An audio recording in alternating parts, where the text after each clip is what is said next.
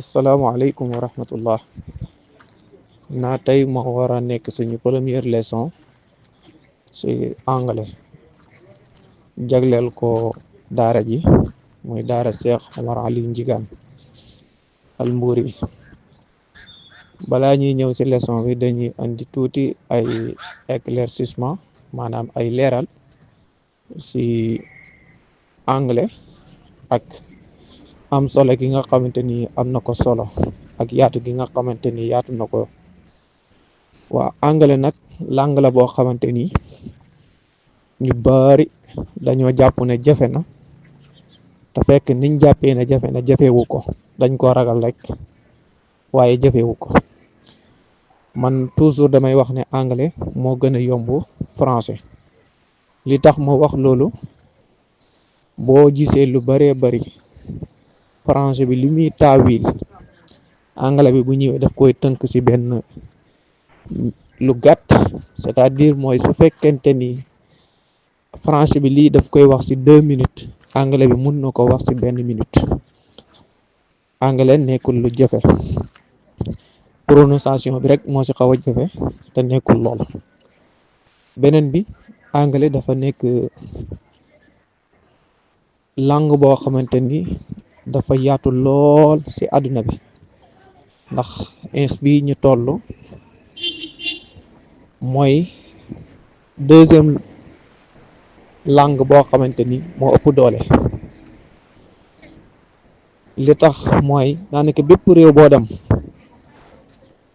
di nga fekk ñi anglais moo nekk seen première langue, ñenn ñi anglais bu nekkul seen première langue moo nekk seen deuxième langue. mun naa ci joxe exemple diggante Sénégal ak Gambie. boo ñëwee fii ci Sénégal ci langue yi nga xamante ni ñu ngi koy jàng ci école yi, français moo nekk première langue, deuxième langue bi moo nekk anglais. tey boo demee lu mel ni ki Gambie, seen première langue yi nga xamante ni ñu ngi koy jàng ci école yi moom mooy anglais. kon noonu itam la toppee yeneen réew yi. kon anglais làkk bu am solo la. te yow mi nga xamante ni da ngay business wala ngay commerçant wala nga nekk ci yeneen domaine, dégg ko dana la dimbale lool, ndax langue la boo xamante ni itam bépp aéroport boo dem boo ko waxee rek sa aajo mun na faju ci li nga bëgg. kon langue la boo xamante ni langue bu am solo la. kon loolu moo nekkoon tënk bu gàtt rek ci am solo anglais. di ñaan sama borom bi yombalal ñu ko, yombalal ñu dégg gi ci barke Seydina Muhammad sallallahu alayhi wa sallam.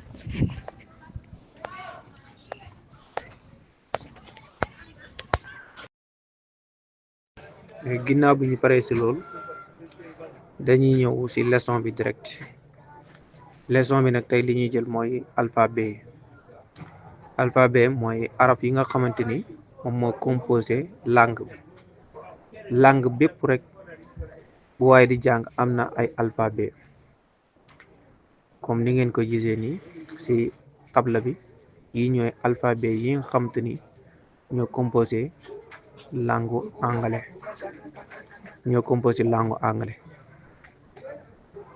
alphabet yi itam traduire nañ ko ci français pour mu gën a neex comprendre. kon mun nañu tàmbali. A, B, C, D, E, F, G, H, I, J, K, L, M, N, O, P, Q, R, S, T, U, V, W, X, Y, Z, kon mun nañ ko baamtuwaat A B C D E F G H I J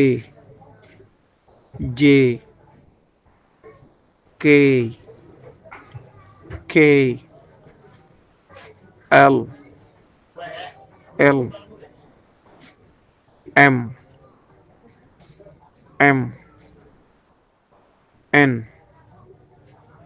N O P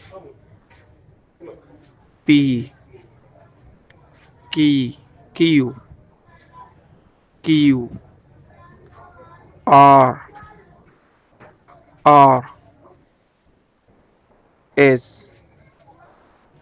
S T U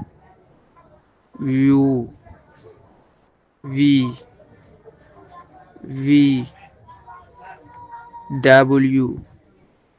W X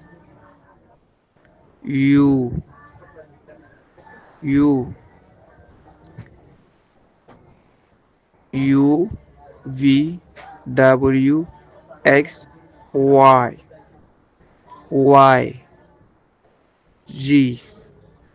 G kon lii moo nekk suñu leçon tey bi muy lu aju woon ci alphabet yi kon ñi lañu jox dig daje ba beneen yoon incha allah ñi ñëw ak yéen ci beneen leçon incha allah. وقل رب أنزلني